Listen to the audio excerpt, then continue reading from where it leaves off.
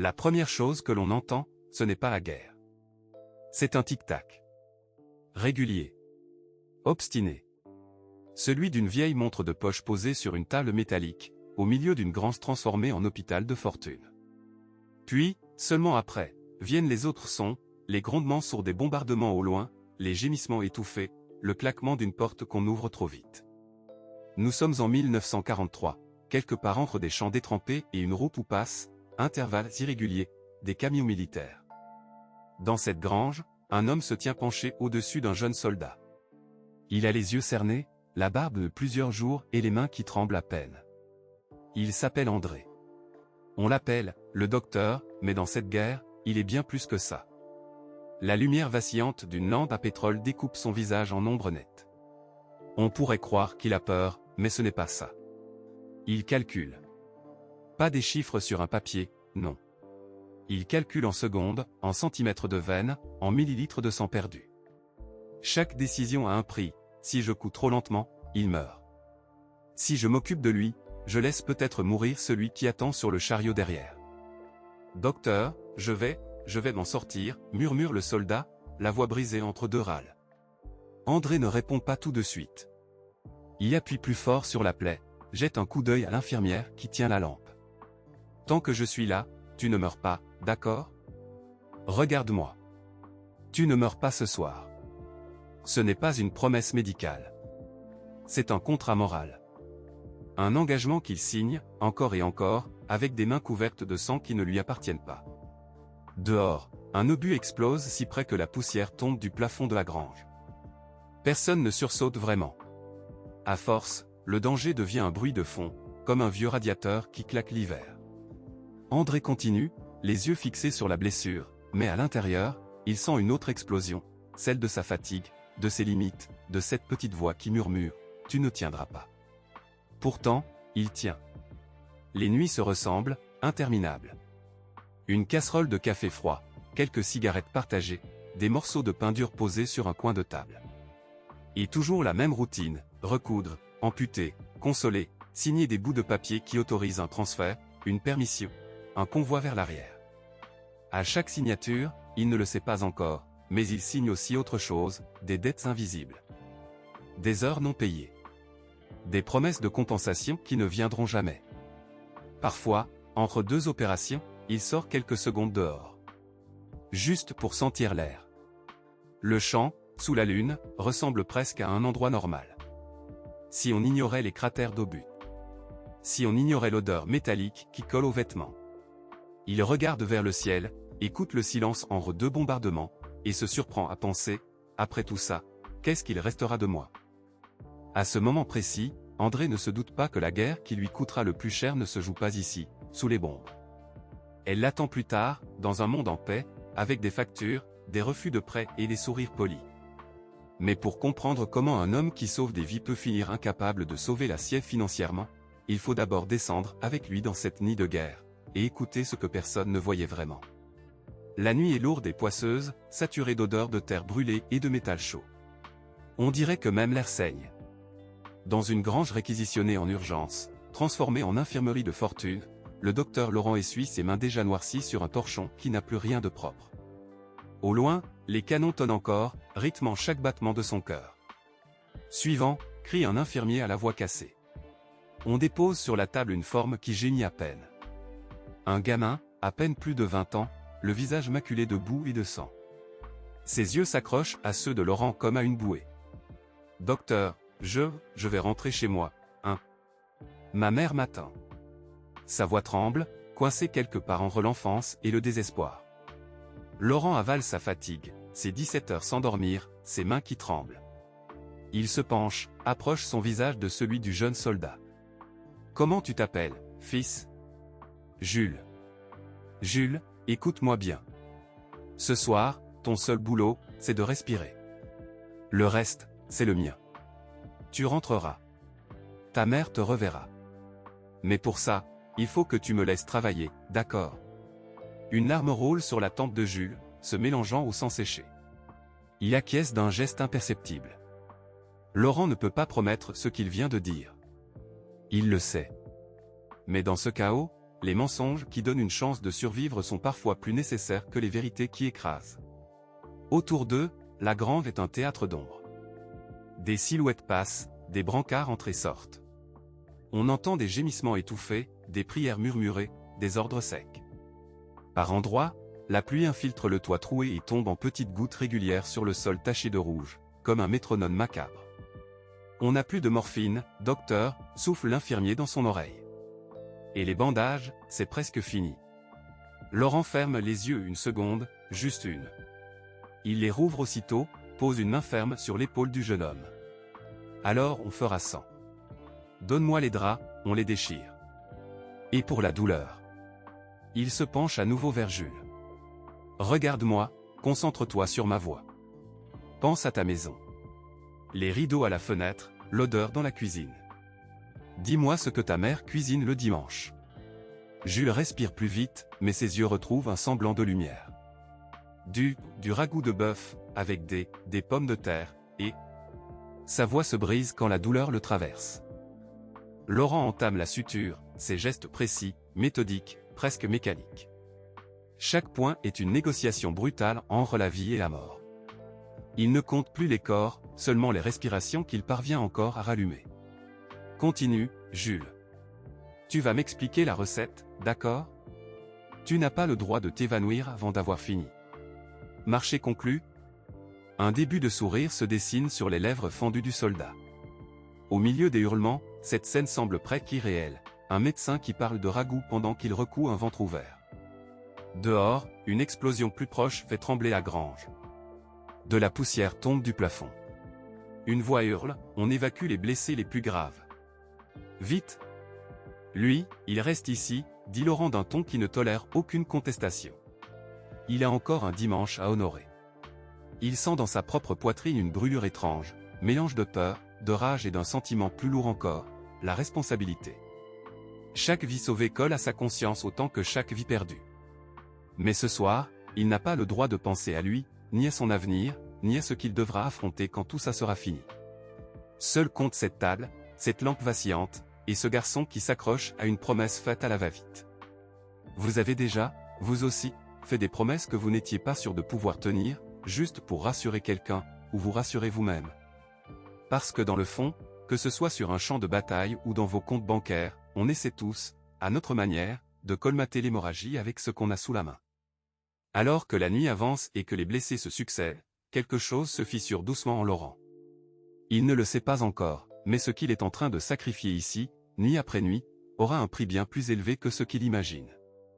Un prix que la paix, elle, ne lui pardonnera pas facilement. La nuit était tombée sur le village comme un couvercle de fonte. Plus de lumière nulle part, à part celle, vacillante, qui filtrait par les planches mal jointes de la grange transformée en hôpital de fortune. Dehors, le grondement des canons se rapprochait, ponctué de sifflements secs et de détonations qui faisaient trembler la terre. À l'intérieur, une autre bataille avait lieu, plus silencieuse, mais tout aussi féroce. Henri, la blouse tachée de brun et de noir, les mains écorchées à force d'être lavées avec de l'eau froide et du savon râpé, se penchait sur un jeune soldat au visage presque encore adolescent. Le garçon, pâle comme un drap, le regard accroché au plafond, respirait à peine. « Je vais te piquer, d'accord? Ça va brûler un peu, mais tu restes avec moi, » murmura Henri en cherchant la veine avec une précision presque obstinée. Le soldat déglutit, un mince tremblement dans la voix. « Docteur, si je ne me réveille pas, dites à ma mère que j'ai pas eu peur. » Henri releva les yeux vers lui. Pendant une seconde, les explosions semblèrent s'éloigner, comme étouffées. « Tu vas pouvoir lui dire toi-même. Ce n'est pas ce soir que tu pars, compris, répondit-il avec une fermeté qui contrastait avec la fatigue dans ses traits. Ce n'était pas qu'une phrase pour rassurer. C'était sa règle, tant que le cœur battait, il refusait l'idée que la vie puisse glisser entre ses doigts. Même avec si peu de matériel, même avec des pansements réutilisés, des instruments émoussés, des fioles presque vides. Il improvisait avec des fils de couture empruntés à une couturière, des draps arrachés au lit vide, des lambeaux de cuir pour maintenir des attelles. Dans un coin, Marie, l'infirmière, l'observait, les yeux rougis. « Tu ne t'arrêtes jamais, hein » souffla-t-elle, en lui tendant une bassine d'eau tiède. Henri esquissa un sourire fatigué. « Quand je commencerai à compter mes heures, ce sera mauvais signe. » Il mentait un peu. Il les comptait, ses heures. Ou plutôt, il comptait ce qu'il n'avait plus. Plus de nuit complète, plus d'économie, plus de marge d'erreur. Chaque décision avait un prix, souvent payé par quelqu'un d'autre. Sur une étagère branlante, un carnet à la couverture usée, couvert de chiffres griffonnés à la hâte, témoignait de ce qu'il n'osait pas dire à voix haute, les médicaments achetés à crédit, le matériel payé de sa poche, les avances faites aux familles trop pauvres pour rembourser. Pourtant, au milieu de la fumée et des cris, la question de l'argent était comme indécente. Comment penser à ces comptes quand, à quelques mètres, un homme hurlait parce qu'on tentait de sauver sa jambe sans vraie anesthésie? Alors il repoussait cette angoisse-là dans un coin de son esprit. Comme on repousse une chaise contre un mur, ça gêne, mais on apprend à contourner. Une nouvelle détonation fit tressaillir les murs. La porte de la grange s'ouvrit brusquement, laissant entrer un souffle glacé et 2 brancardiers haletants. Encore 2, docteur. L'un inconscient, l'autre perd beaucoup de sang. Henri sentit, l'espace d'un battement de cœur, une lassitude le transpercer. Puis il inspira profondément. Posez-les là. On commence par celui qui saigne le plus. Il n'avait plus vraiment le luxe de ressentir. La peur, il l'avait rangée derrière la concentration. La colère, il l'avait dissoute dans la répétition des gestes. Mais chaque visage restait gravé quelque part en lui, comme s'il stockait, sans le vouloir, une dette invisible envers tous ceux qu'il ne parvenait pas à sauver. Parfois, une pensée fulgurante le traversait, et après? Quand tout ça sera fini, qu'est-ce qu'il restera de moi? Mais il la chassait aussitôt. Après, c'était un mot dangereux. Dans cette grange, il n'y avait que maintenant, que cette artère à pincer, ce souffle à surveiller, ce regard à retenir au bord de l'abîme. Pourtant, sans le savoir, chaque décision qu'il prenait, chaque sacrifice qu'il faisait pour les autres, construisait silencieusement une autre réalité, loin des bombes, une réalité faite de comptes en retard, de factures qui s'empilaient chez lui, de promesses de paiement jamais tenues. Une autre guerre, plus sournoise, l'attendait déjà au tournant. Mais cette nuit-là, au milieu de la fureur, il ne voyait rien de tout cela. Il n'entendait que ces mots, répétés encore et encore, par des hommes couverts de boue et de sang, « Merci, docteur, je vous dois la vie ». Des mots qui réchauffaient le cœur, et qui, paradoxalement, ne rempliraient jamais un compte en banque. Ce décalage, il ne le percevait pas encore. Il continuait, porté par son serment, sans imaginer que le prix de toutes ces vies sauvées, un jour, se présenterait à lui sous une autre forme, tout aussi implacable. Et c'est précisément lorsque les canons commenceraient à se taire que cette autre facture, silencieuse, commencerait à tomber. Les nuits suivantes se ressemblèrent, et pourtant chacune portait une marque nouvelle dans le regard du docteur Martin. La guerre semblait s'être installée pour toujours dans ce bout de campagne, où la terre était devenue un mélange de boue, de sang séché et de métal tordu. Le vent portait l'odeur de la fumée et des pansements brûlés, comme si même l'air refusait d'être pur. Dans la petite grange transformée en hôpital de fortune, la lumière tremblante d'une lampe à pétrole dessinait des ombres déformées sur les murs. Les lits de camp étaient si proches que les gémissements des soldats se mélangeaient en une seule plainte sourde. Martin se déplaçait entre eux avec des gestes rapides, précis, presque mécaniques, mais son regard trahissait l'épuisement.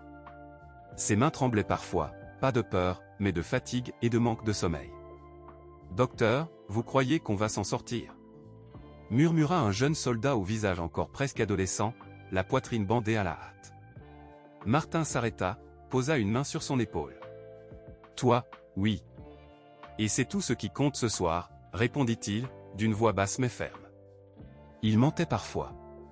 Pas par lâcheté, mais parce qu'ici, l'espoir était une sorte de médicament rare qu'il distribuait comme il le pouvait. Rien n'était écrit, mais un mot de trop, un silence de plus, pouvait faire basculer un homme entre la survie et l'abandon. Pourtant, derrière cette apparente maîtrise, quelque chose d'autre se jouait en lui. Entre 2 interventions, alors qu'il plongeait ses instruments dans une bassine d'eau sale qu'il faisait bouillir sur un vieux poêle, son esprit s'échappait. Il pensait à sa maison, à son petit cabinet médical laissé derrière lui, à ses patients civils qu'il avait promis de retrouver. Il pensait aussi aux factures qu'il n'avait pas pu payer avant d'être réquisitionné, à ce crédit qu'il avait contracté pour moderniser son cabinet, persuadé que demain serait meilleur. À l'époque, avant la guerre, il se disait toujours « Je travaillerai plus tard, je gagnerai plus tard, je rembourserai plus tard. » Le fameux plus tard. Il sourit intérieurement, amer, en se souvenant de la façon dont il avait presque ri en signant les papiers du prêt. Le banquier, cravate droite, lui avait assuré d'un ton rassurant. Avec votre réputation, docteur, ce n'est qu'une formalité. La santé ne connaît pas la crise. La santé non. Mais la guerre, si. Et maintenant, chaque fois qu'il recousait un corps, son esprit voyait aussi les chiffres, les dettes qui s'accumulaient, les intérêts qui couraient quelque part très loin du front. Il sauvait des vies ici, mais perdait silencieusement la sienne sur le plan financier, sans même pouvoir y faire quoi que ce soit. Un soir, alors qu'un bombardement venait de s'achever au loin, un officier passa inspecter à Grange. Il salua brièvement, regarda les blessés, nota quelque chose sur un carnet. « Votre travail est remarquable, docteur. Le commandement en est informé. Et, ils envoient plus de morphine. Plus de matériel, demanda Martin, avec une pointe d'espoir. L'officier hésita, se racla la gorge. Les ressources sont limitées. Vous comprenez, la priorité est au front.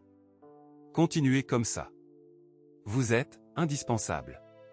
Indispensable, mais pas approvisionné. Essentiel, mais pas équipé. Héros, mais toujours en train d'improviser avec presque rien. Il recousait avec du fil grossier, calmait la douleur avec des doses ridiculement faibles, transformait des draps usés en bandages. Dans une autre vie, on aurait appelé ça « gérer la pénurie avec créativité ». Ici, c'était simplement survivre. En silence, Martin prit conscience d'une chose qu'il n'avait jamais vraiment formulée, dans ce système, la valeur qu'il créait n'avait pas de prix. Elle avait un coût humain, un coût émotionnel, un coût physique. Mais financièrement, son travail restait suspendu dans un vide étrange. Pas de salaire à la hauteur, pas de promesses concrètes pour l'après. Juste des paroles, patrie, devoir, reconnaissance. Et, quand on y pense, combien de fois avez-vous, vous aussi, donné énormément de vous-même, de votre temps, de votre énergie, en échange de presque rien de tangible?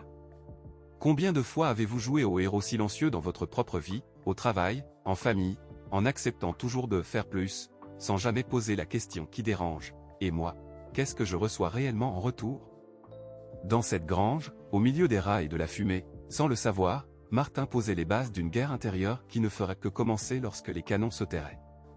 Une guerre bien plus discrète, bien plus insidieuse, où l'ennemi ne porterait pas d'uniforme, et où l'arme principale serait l'argent. Les mois passent, et avec eux l'illusion que les choses vont s'améliorer d'elles-mêmes. Henri continue à soigner tout le monde, avec la même précision calme qu'au front. Mais ici, la douleur a un autre visage. Dans son cabinet, l'odeur de l'éther a laissé place à celle du café noir et du papier jauni. Les patients arrivent avec leurs blessures invisibles, cauchemars, angoisses, insomnie. Et, petit à petit, avec leurs enveloppes. Un après-midi de novembre, un agriculteur qu'il avait sauvé au front dépose quelques billets sur la table avant de partir. Henri fronce les sourcils. « Pierre, je t'ai dit que ce n'était pas nécessaire. Tu me dois déjà. » L'homme le coupe, mal à l'aise. « Docteur, tout le monde paie. Vous ne pouvez pas toujours dire oui à tout. On n'est plus à la guerre. » Quand la porte se referme, Henri reste seul, les yeux fixés sur les billets. Il représente à peine de quoi payer une partie du loyer du cabinet. Mais dans son esprit, il pèse comme une trahison de ce qu'il croit être, un médecin, par un commerçant. Pourtant, les chiffres, eux, ne mentent pas. Le soir, dans la cuisine, la table est envahie de feuilles, factures, rappels, lettres de la banque. Sa femme, Claire, tient une enveloppe à la main, les lèvres serrées. Il menace de saisir la voiture, Henri. On ne pourra plus aller voir ta mère, ni même. Elle s'interrompt, la voix tremblante. Tu dois parler à quelqu'un. Un comptable, un conseiller, n'importe qui. Il se braque, aussitôt. Un conseiller. Pour m'expliquer comment faire mon métier. Claire le regarde longuement. Non. Pour t'expliquer comment ne pas te laisser mourir à petit feu à cause de l'argent. Ce n'est pas la médecine qu'on remet en question. C'est ta manière de te protéger. Le mot résonne en lui, se protéger. Au front, il savait se protéger, se mettre à couvert, économiser ses forces, anticiper. Ici, face aux chiffres, il baisse la tête comme si, tant qu'il ne regarde pas, la balle le manquera. Les jours suivants, il commence à remarquer ce qu'il refusait de voir. Le pharmacien du village voisin, revenu lui aussi de la guerre, a ouvert une petite officine moderne, avec une caisse enregistreuse brillante et un tableau noir où sont affichés, en gros, les tarifs et les facilités de paiement. Les gens en parlent comme d'un homme prévoyant, organisé. Personne ne le traite d'égoïste. Un soir, il se surprend à lui poser une question, presque à voix basse, comme s'il avouait une faute. « Tu n'as pas honte, Paul, de parler d'argent, après tout ce qu'on a vécu ?» Paul le dévisage, compatissant. « Honte ? Henri, j'avais honte de ne rien avoir à mettre dans l'assiette de mes enfants. Ce qui s'est passé là-bas. » Il désigne vaguement l'horizon, vers l'est. « Ça m'a appris une chose, si tu ne maîtrises pas ce que tu peux contrôler ici, la vie se charge de te bombarder d'une autre manière. » Ces mots le hantent en rentrant. Et, pour la première fois, Henri se surprend à se poser une question qu'il n'aurait jamais osé formuler pendant la guerre. Et si sa souffrance financière n'était pas une fatalité, mais la conséquence de choix qu'il ne fait pas, par honte, par culpabilité, par fidélité à une image de lui-même qui ne correspond plus à sa réalité. Il s'assoit à son bureau, prend un carnet vierge, et hésite. Sa main tremble. Comme s'il s'apprêtait à rouvrir une plaie ancienne. Au lieu de noter des symptômes, il se décide à écrire autre chose, quelque chose qui va le confronter à son propre champ de bataille intérieur. Les jours ont commencé à se ressembler, lourds, gris, poisseux. Plus de sirènes, plus de bombes, seulement le tic-tac de l'horloge au mur de sa petite cuisine. Henri s'asseyait chaque matin à la même table, face au même tas de papiers, factures, lettres de relance, formulaires administratifs. La guerre lui avait appris à arrêter une hémorragie, pas à négocier un découvert bancaire. Un matin, il se rend à la banque du village. Il a mis sa veste élimée mais propre, celle qu'il portait parfois à l'hôpital de campagne quand arrivait un haut gradé. Il attend, debout, dans le hall silencieux, un dossier serré contre sa poitrine. Quand le directeur le reçoit enfin, le contraste est violent, un bureau poli, des étagères pleines de classeurs, l'odeur faible d'un parfum cher. Henri s'assoit, maladroit. « Monsieur Laurent, j'ai besoin d'un délai, ou d'un petit crédit. » La patientèle tarde à revenir. Beaucoup sont partis, ou n'ont plus les moyens de payer. Le banquier ne lève les yeux qu'un instant, puis replonge dans les chiffres. « Vous êtes déjà à découvert, docteur. Et sans garantie solide, c'est compliqué. » Henri tente encore, la voix plus basse. « Pendant la guerre, j'ai tenu un poste médical avancé. J'ai soigné des centaines d'hommes, jour et nuit. Je pensais que... » Le directeur sourit, aimable mais froid. « Je respecte beaucoup votre engagement. Mais ici, nous parlons de solvabilité, pas de mérite. La banque ne peut pas vivre d'histoires de courage, vous comprenez. » Cette phrase le frappe plus fort qu'un éclat d'obus. Il sort, presque chancelant. Dehors, la lumière paraît crue, agressive. Il se rend compte, brutalement, qu'il a confondu deux mondes, celui où l'on survit grâce à l'honneur, et celui où l'on survit grâce aux chiffres. Le soir, il raconte tout à Marie, assis face à elle, les mains vides. « Ils n'ont pas tort, tu sais, murmure-t-il. J'ai tout misé sur le devoir, et rien sur l'avenir. Je n'ai jamais pensé à l'argent autrement que comme quelque chose de sale, de secondaire. Et maintenant, c'est lui qui décide si on mange, si on garde la maison. » Marie le regarde longuement. « Tu n'as pas appris à te protéger, Henri. Tu t'es sacrifié pour les autres, mais tu ne t'es jamais autorisé à penser à toi. Comme si prendre soin de tes finances, c'était trahir ton serment. » Il baisse les yeux. Au fond, c'est exactement ça. Dans sa tête, l'argent était lié à la corruption, au marché noir, aux profiteurs de guerre. S'en préoccuper, c'était ressembler à eux. Il réalise qu'il a mené une guerre intérieure silencieuse, entre l'homme de principe et l'homme qui a besoin de vivre dignement. Les jours passent, et chaque lettre de relance est comme un rappel humiliant de son aveuglement. Il commence à voir l'argent non plus comme un outil neutre, mais comme un juge qui le condamne pour ses choix passés. Il se surprend à envier ceux qu'il méprisait autrefois, ces commerçants prudents, ces paysans qui ont mis de côté, ces familles qui ont rebâti lentement mais sûrement. Et vous, combien de fois avez-vous, comme Henri, confondu sacrifice et abandon de soi, en pensant que vous occuper de votre argent était presque une trahison de vos valeurs, de votre famille ou de votre histoire.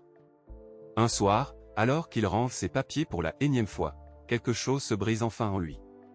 Ou peut-être que quelque chose se réveille. Il se lève, prend son vieux carnet de guerre, celui où il notait chaque intervention, chaque dose, chaque patient. Il le feuillette, puis s'arrête net sur une page. Ses yeux se plissent. Une idée commence à naître, fragile, presque honteuse au début, mais différente de tout ce qu'il a pensé jusque-là.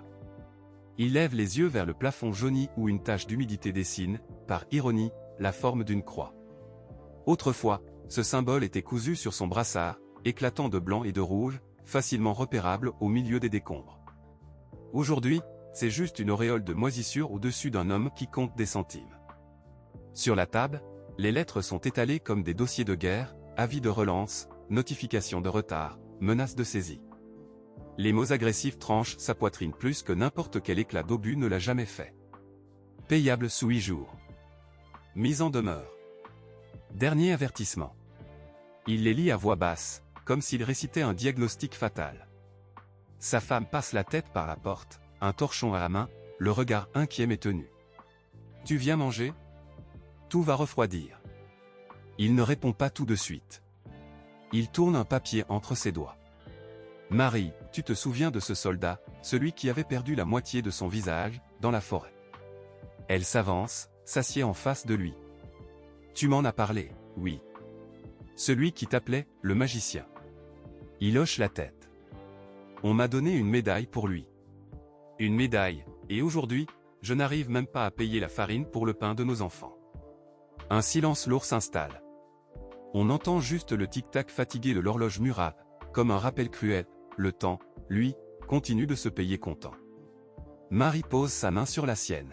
« Tu valais plus que tout ça, tu le sais. » Il retire doucement sa main, non par rejet, mais par honte. « Valoir. À la guerre, je savais ce que je valais.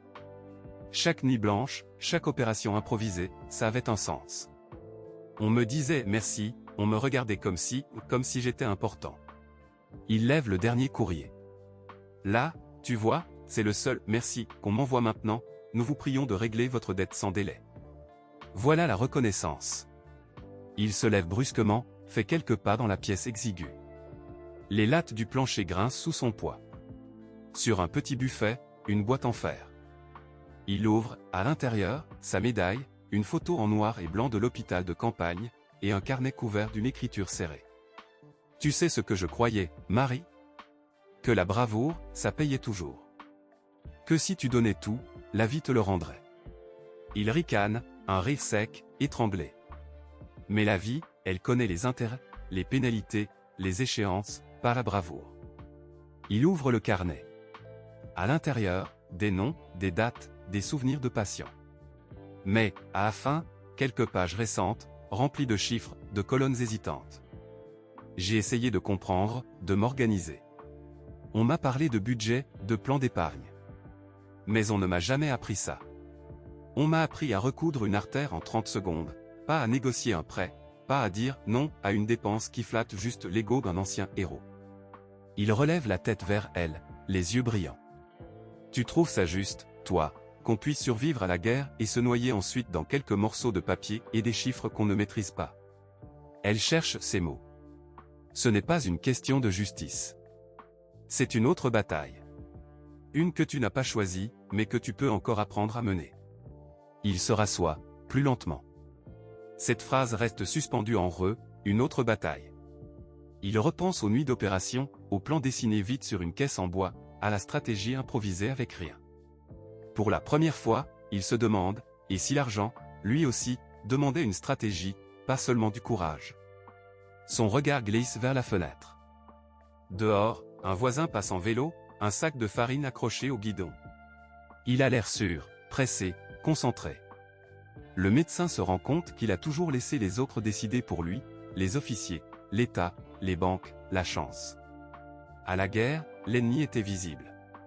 Ici, il est invisible, mais tout aussi réel, ses propres croyances, sa peur de parler d'argent, sa honte de demander de l'aide. Il prend la médaille dans sa main et la serre si fort que les bords lui entaillent la paume. Peut-être que je me bats encore avec les mauvaises armes, murmure-t-il. Et si, se dit-il soudain, ce qu'il a appris au milieu des bombes pouvait, d'une manière ou d'une autre, l'aider à remonter la pente financière où il glisse depuis des années. Si le courage, la discipline, la lucidité dans le chaos pouvaient enfin se retourner en sa faveur. Une idée encore floue commence à prendre forme, mais il ne sait pas encore par où commencer. Il se tait un instant, regarde par la fenêtre comme pour remonter le temps, puis ajoute d'une voix plus basse. Tu sais ce qu'il y a de plus étrange?